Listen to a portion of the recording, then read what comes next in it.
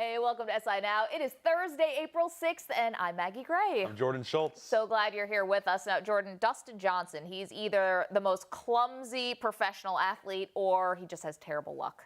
The Masters is in jeopardy for the world's #1 golfer after he fell down the stairs at his rented home in Augusta. So let's welcome in our own Ryan Asselta, who's on location in Augusta, Georgia. Ryan, how big of a loss would it be if Johnson can't play in this tournament? Oh, Maggie, it'd be a huge loss. You can't make this up. The night before the first major of the year and the #1 golfer in the world falls down a flight of stairs. I mean, are you kidding me? Yeah, it'd be a huge loss. Dustin Johnson's the hottest player on the planet right now. He's won his last 3 starts. He's looking to become the first to win 4 in a row since Tiger did that back in '08. No one's done it since then. And he's transformed his game over the last 6 months since he shook the monkey off his back last year and won the U.S. Open. He's the odds-on prohibitive favorite going into this event. And as of now, he's expected to try it out, come out onto the range a little later. His tee time's at 2:03 later this afternoon, so he has some time. The latest reports are that he's feeling a little bit better. He's mobile. He's taking anti-inflammatories, and they're hoping for the best. He said he's going to do everything he can to play today at the Masters. Okay, Ryan, you said that he's the odds-on favorite going into the tournament. Is he still the favorite after this accident? And if he's not, then who is? I throw that up in the air. I mean, people were left scrambling last night with their picks for the Masters pools and any wagering that they do. The Masters generates quite a lot of wagering, too. So is he still the favorite? Who knows? Who knows what you're getting? Hey, I mean, if he's just dealing with a little bit of pain and there's no spasm issues in his back, then yeah, his game is just a little bit better than everyone else right now. But, you know, tough conditions today at Augusta. If the back starts bothering him, would it shock me if he tried it out and withdrew either mid-round or end of first round? That wouldn't shock me at all. Wow. Well, another guy we are familiar with, Ryan, Rory McIlroy. He has the opportunity to become just the 6th player ever to complete the career Grand Slam. He obviously dealt with a rib injury, sidelining him for 7 weeks. And considering he's a guy who certainly prefers to play a heavier schedule, I wonder how much that will affect him, that layoff in Augusta. Yeah, Jordan, you mentioned kind of the abbreviated schedule because of the rib injury, but he is back, and he's played pretty well. He had a top 10 in Mexico just a few weeks back. He had a top 5 at Bay Hill last month as well. So Rory's playing some good golf. Amazing to say, a guy who's won 4 major titles and looking to complete the career Grand Slam is flying a little bit under the radar, which I think is a great thing for Rory.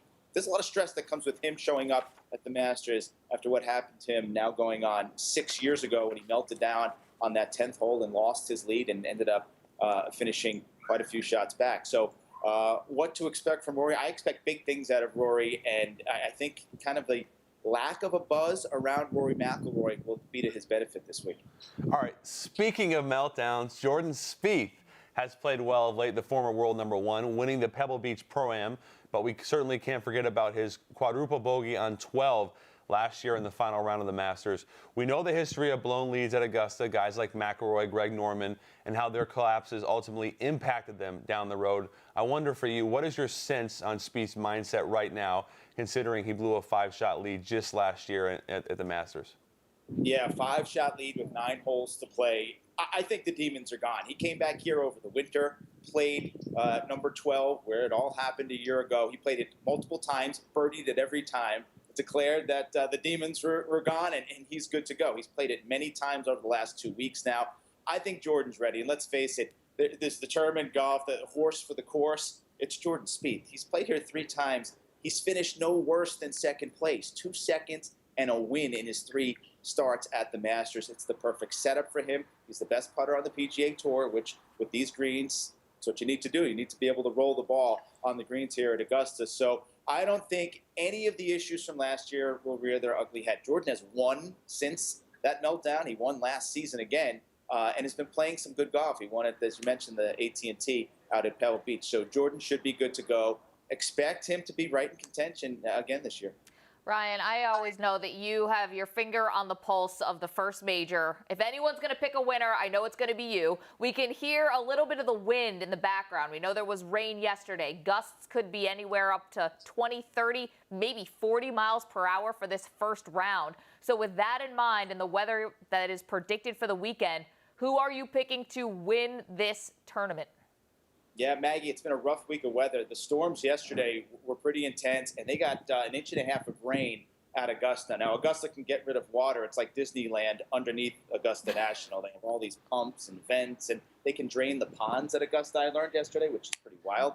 But I guess it's a flick of a switch to do that. But, yeah, conditions today are very chilly. It's about 59 degrees. The wind, probably in the 40s, it feels like out there. The wind is kicking. The scores are already high on a couple of the early holes. So soft conditions, windy conditions, it favors the longer players. That brings Dustin Johnson into play if he is healthy. But my pick, Maggie, we talked about him earlier, I'm going with Rory McIlroy. Rory is long. He can outdrive most of these guys on tour. He can overpower this course with his length. But a key thing that's going to happen out there, because of the wind, a lot of guys are going to miss the green on their approach shot. That brings scrambling into play. Rory does that very well. He can get up and down, chip it, put it in. I think that's going to play a big key the first 2 days when it's windy. And then it gets nice all weekend, 70s and sunny on Saturday and Sunday. So Rory's my pick to win. Keep an eye on Ricky Fowler. He could be in the mix as well. But Rory's my pick to win. He completes the Grand Slam this year at Augusta. All right, Ryan Asselta, just in his element. You look just so happy when we see you at Augusta, really any golf tournament. Ryan, appreciate it. Don't forget to turn off that cell phone. All right. No cell phones at Augusta, Maggie. You know that. Thanks, guys. Bye.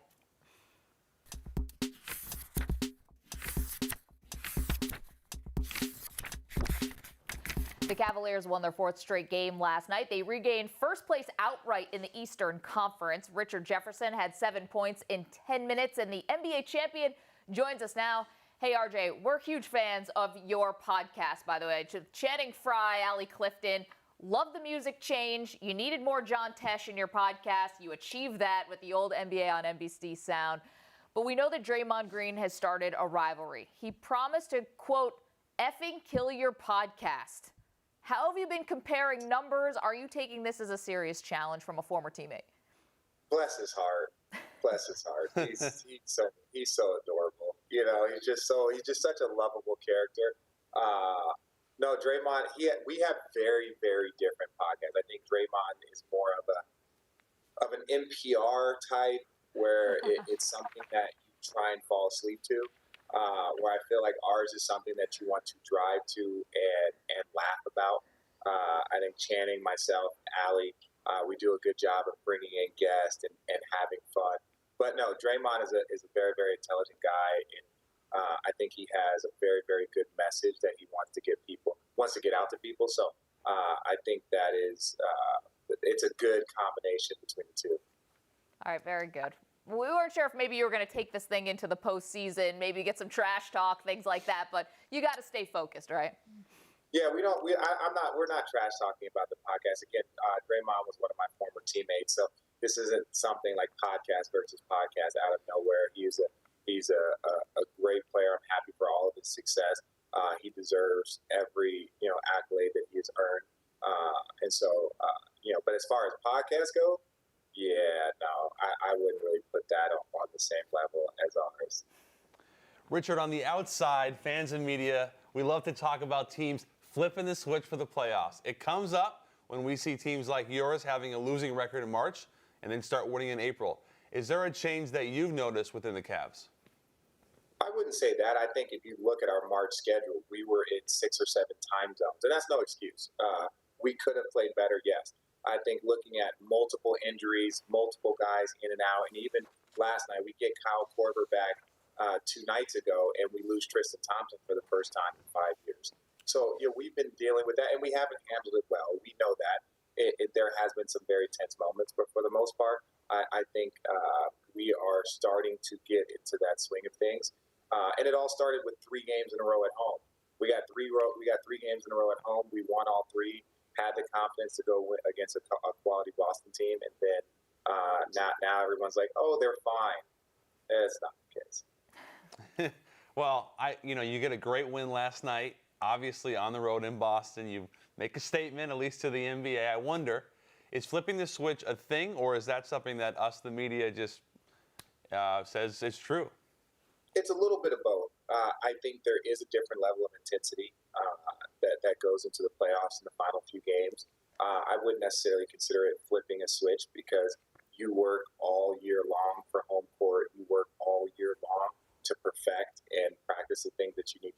successful in the second season. So I wouldn't say flipping the switch, but I definitely believe we have guys that understand that moment is upon us, where it's not about anything other than getting the win. It's not about playing time. It's not about shot attempts. It's not about yourself.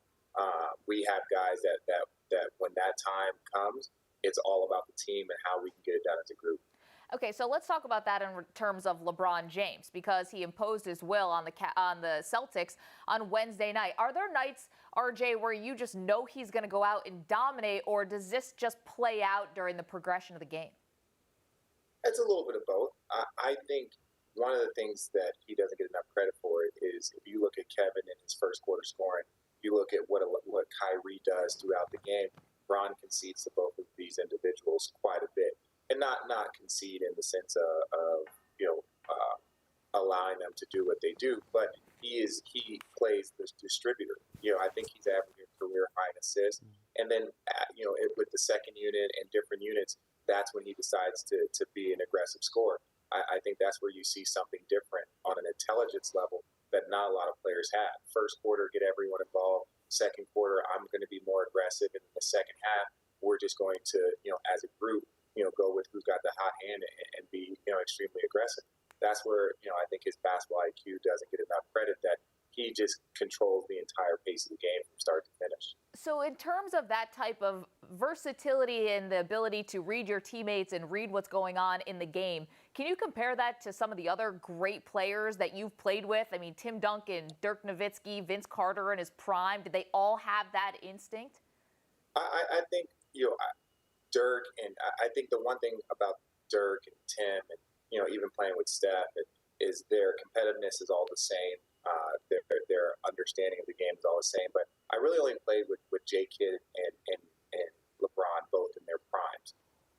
And from that in that sense, they were very, very similar in understanding how to control a game from, multiple different areas. J-Kidd controlled on the defensive end, or also, he was a triple-double machine at 6'5" and not very athletic. So I think being around both of them and their IQs, LeBron's probably the most, he's an extrovert. So, he is always talking. He's always social. And I think that's something that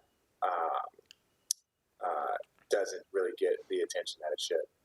RJ, you talk about reestablishing yourself at home, get the win last night. I wonder for you, how important is it to finish the season on a roll and feeling good about everything? It is important. I think health is more important than anything. When you travel, when you're on different teams and we're around different coaches, I think you get to learn different things. And Popovich says it best. He's like, if you have the number one seed, but your body is banged up, and you have teammates and guys that aren't at their best, it's going to catch up to you.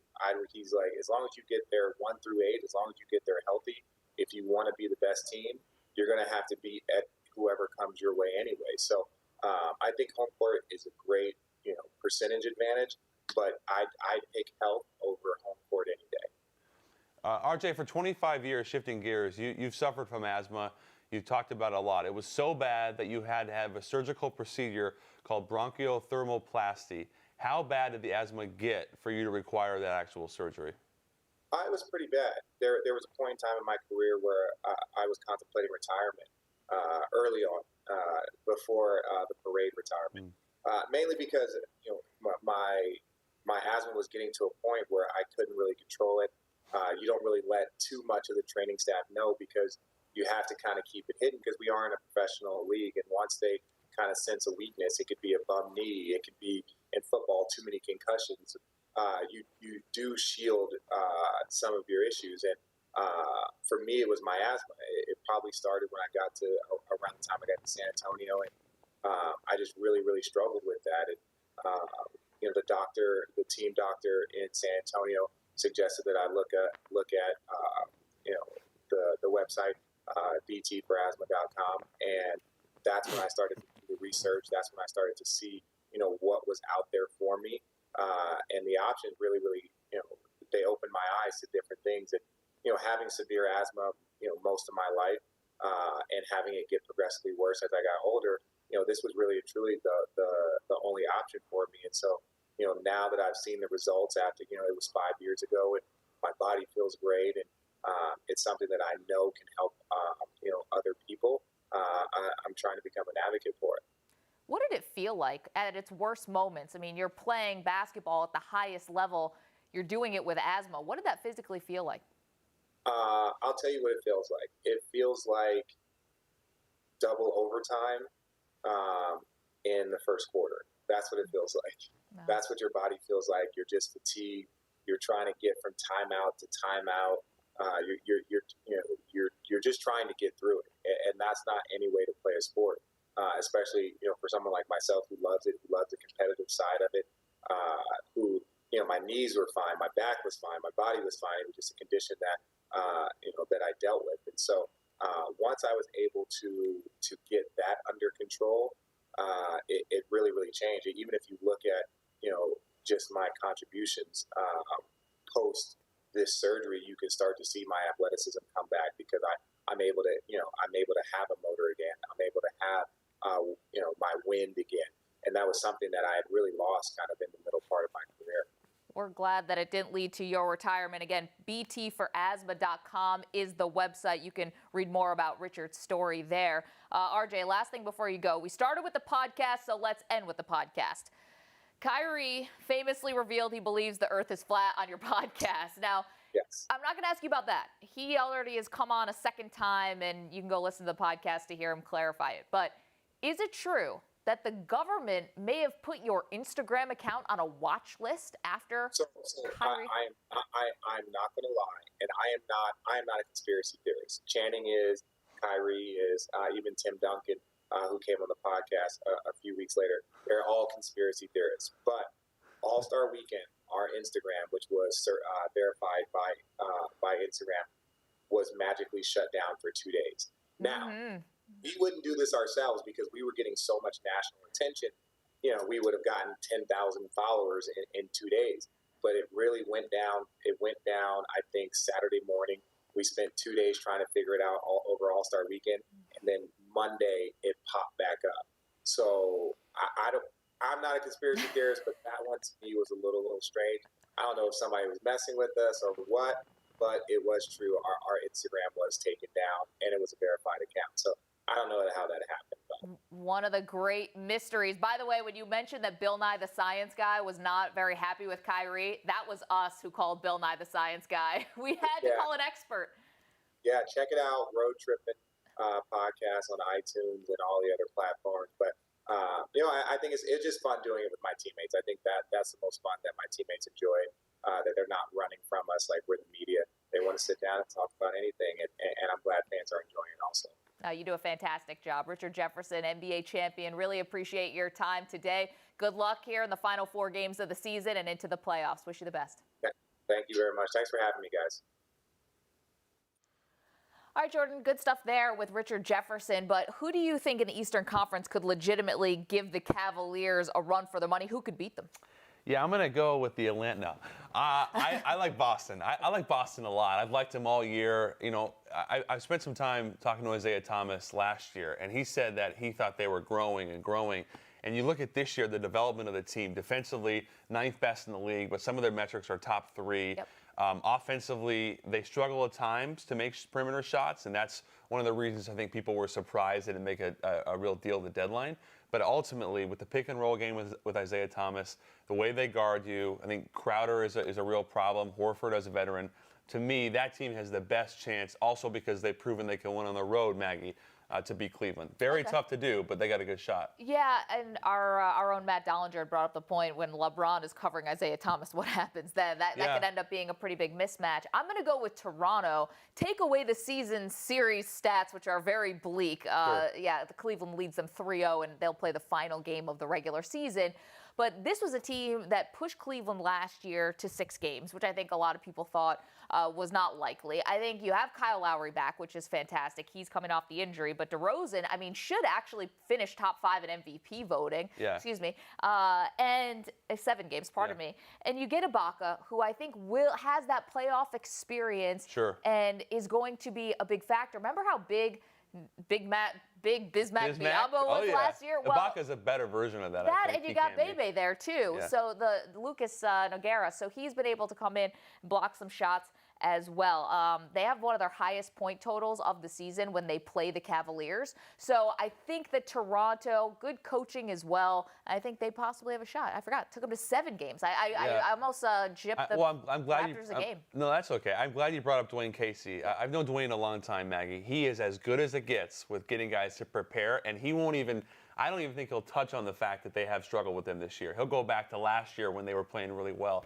Toronto, my only problem with Toronto is I don't know if they're good enough defensively against Cleveland. But, you know, you mentioned Ibaka, that certainly can help. Yeah, you need someone around the rim. Valanciunas back, too, which they didn't have a season ago. All right, let's flip over to the Western Conference. If you are a Laker fan, you have to be throwing your hands up in the air. What are they doing? What are they doing? Listen, the point is to lose. Yeah. Because if they finish with the 3rd worst record in the league, then it becomes less than a 50% chance that they'll finish top 3 in the lottery, which they need to do to keep that 2017 pick. I mean, there's a lot on the line here in terms of losing. They go out and beat the Spurs. I mean, of course, on the road, the Spurs, some of their stars only played about 16 minutes each, so you know what Popovich was doing there. But was there more that the Lakers can do to make sure they have the best odds to keep this pick? Well, they started Ennis and Clarkson. That's not exactly your best backcourt.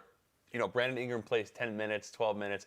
So they're trying, but they got to try harder, Maggie. Try hard to not try. and for me, it's the bigger story here isn't just the winning or losing. It's this draft is loaded, top-heavy guys. Whether you want a point guard in Fultz, a combo guard, you know, you look at Alonzo Ball, you look at guys, you know, like Zach Collins if he goes out. There's so many good prospects in this draft. And for me, the Lakers need more young talent. I don't know if they believe ultimately that Russell or Randall are their long-term solutions, but go out and get a really good point guard or get a small forward. Maybe, you know, just give yourself an opportunity to win down the road. And by going on the road and winning in San Antonio, oh, no. It's the worst possible outcome. And this is obviously not on the players. They have pride. Yeah, They're going to take the court. They want to show the coaches that they can play. I mean, a statement win like San Antonio normally is a good thing, just not for where the Lakers are right now. It's so imperative that they finish top 3 in the lottery to keep that pick. They had been 2nd worst in the NBA by the Nets all season long,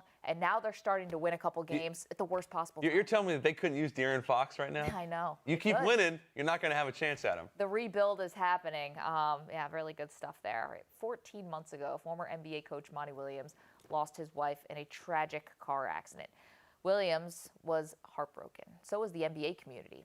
But in the weeks that followed, Williams gave us all a lesson in forgiveness and grace. SI's Chris Ballard reflects. I'm thankful for all the people who showed up today.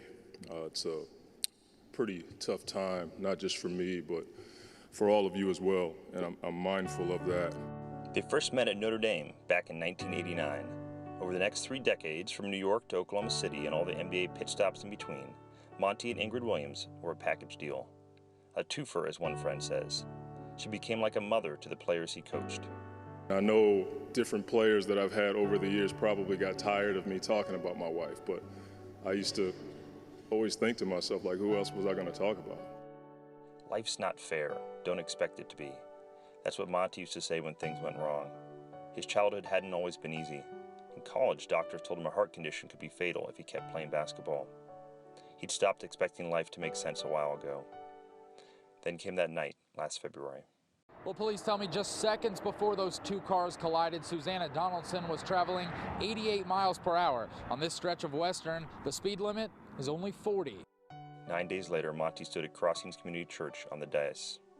He saw all those in the crowd, Greg Popovich and Chris Paul and Kevin Durant, but he spoke only to his children, the 5 of them in the front row. He knew he needed to lead the way. He wasn't sure if he could. This is hard for my family, but this will work out. And my wife would punch me if I were to sit up here and whine about what's going on. That doesn't take away the pain.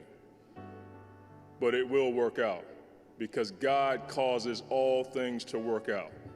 You just can't quit. You can't give in. Grief is not gray. That's what Monty says he has learned. It's either pitch black or blinding white. When it happened, he just wanted to flee, to escape. He was angry. They all were. Get past mad, that's what Doc Rivers had always told him. But how could they do that now? Still, she'd expect better of him. She'd expect him to set an example. But let us not forget that there were two people in this situation. And that family needs prayer as well. And we have no ill will towards that family. I love you guys for taking time out of your day to celebrate my wife. We didn't lose her. When you lose something, you can't find it. I know exactly where my wife is. Wow, what a display of strength and the resiliency of the human spirit. That was something. Great job there by Chris Ballard telling that very difficult story. Switching gears, everyone loves a great comeback story. It's true. For UFC middleweight contender Chris Weidman, he'll be looking to write his own as he takes on Gegard Mousasi this weekend at UFC 210. Recently, Weidman stopped by our studio.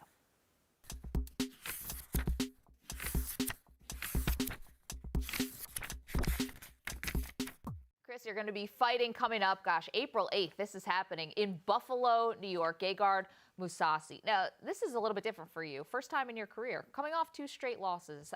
I've been interviewing you for a long time. Your mentality has always been look ahead, look ahead, look ahead. How does coming off of the losses change how you're training, what you're doing? It's motivating. No matter what you do in life, you're gonna have setbacks, and you prepare for that. And the setback is, a platform for your comeback. And there's no more. You don't get more motivation than that. I mean, as an athlete, I think some of the biggest and most exciting times is a comeback. When people are really doubting you and starting to write you off, and to be able to have the opportunity to prove them wrong. And there's just so much. There's so much glory in that. So I'm just really excited to come back and do that. You could have taken a fight that would have been, quite frankly, a lot easier for you. You could have taken not that any of them are easy, but you could have fought someone maybe with a little bit less of a resume and tried to get yourself back in the winner's column. You're not doing that. You're taking on a huge challenge in this opponent. What went into that thought process? I think it's kind of what I'm used to doing. It's the only thing I expect. I want to fight the best guys. Even though I'm coming on I'm on a losing streak. I lost 2 in a row.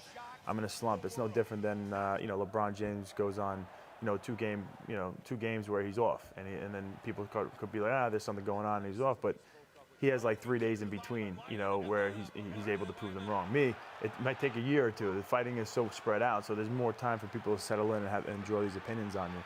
But these isolated events and me losing doesn't dictate me and my potential.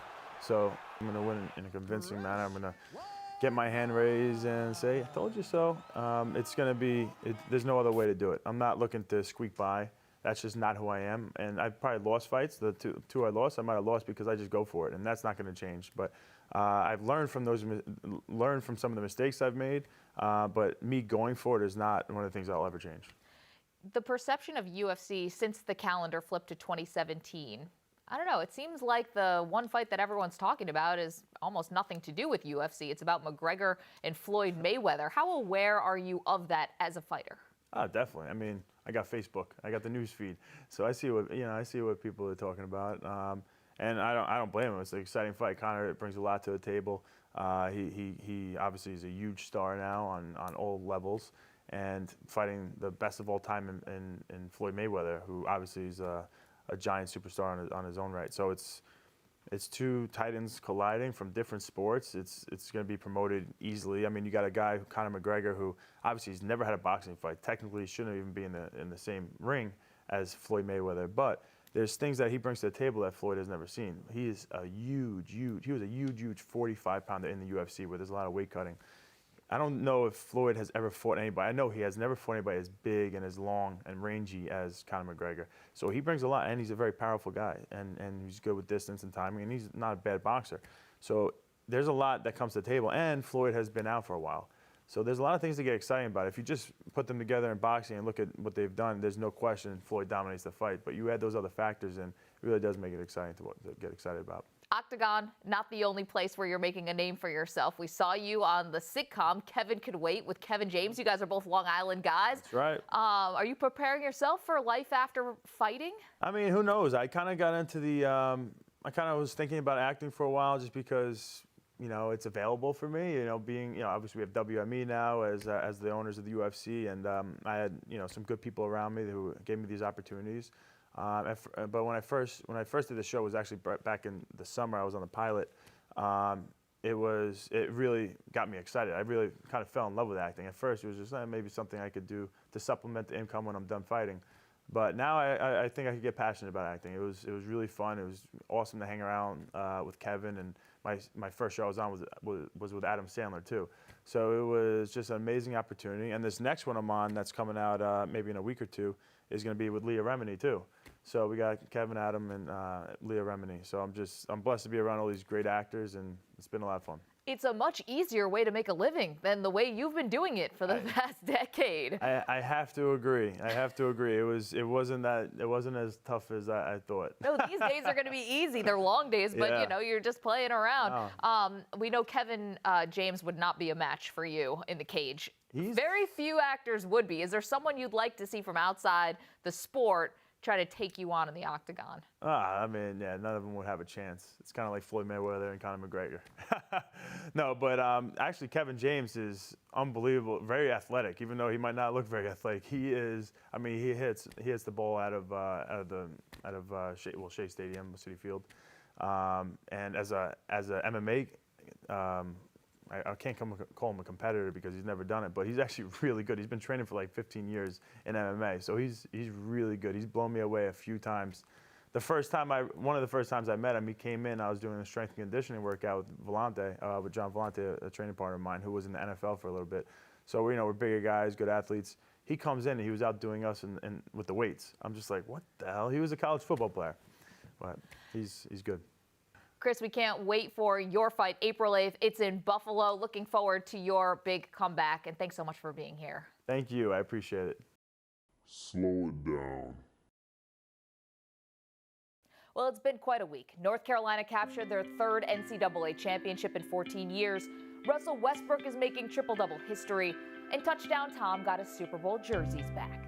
With all this going on, it's weird to see that all anyone wants to talk about is this guy, Tony Romo. Yes, Romo was a gritty, leave-it-all-on-the-field type of player, but when did that turn him into a football legend? 2 playoff wins in 14 years, 4 Pro Bowls, and this famous endorsement. It's really unfair. It's my team. It's my quarterback. We're treating Romo as if he was one of the best to ever lace him up. As for his new gig, broadcasting, we're overhyping Tony there too. Why do we assume he'll automatically become one of the greatest broadcasters to ever break down a cover 2? Considering the excitement around Romo, you'd think he was John Madden, Chris Collinsworth, and Troy Aikman all rolled into one. He never even played in a conference championship game. Be honest, would we care if he had spent his career in Jacksonville or Cleveland? I know Dallas is America's team, but the fact is when you compare him to the elite quarterbacks of his generation, there are quite a few with a better resume. Sure, he'll get his jersey retired at Jerry World, and fans should remember that he was one tough gunslinger who went from being undrafted to one of the most high-profile positions in sports. But let's slow it down when it comes to Romo's legacy, and please stop bringing up the Hall of Fame. He was good and at times very good, but to say he was ever great, now that would be a stretch. Slow it down. I just realized I could have gotten myself in a lot of trouble. My other job is working at CBS Sports Radio. I hope, don't take it personally, Tony. We just thought it had just jumped the shark a little bit. We noticed you were tweeting about this earlier. Well, I just said, bottom line is, if Phil Simms wants to stay ready, he should, because we know Tony's not showing up for the playoffs. Now that is a sick burn. No, that was verified. Jordan_Schultz, I believe is. Whatever, who cares? You can follow him there. Wishing you all the best, Tony. But yeah, thanks, Jordan. That's going to do it for us today on this Thursday edition of SI Now. We will be back with you tomorrow at 10:30 a.m. Eastern. But until then, keep up with all the latest sports news on SI.com and give us a follow on Twitter at SI Now Live. See you tomorrow.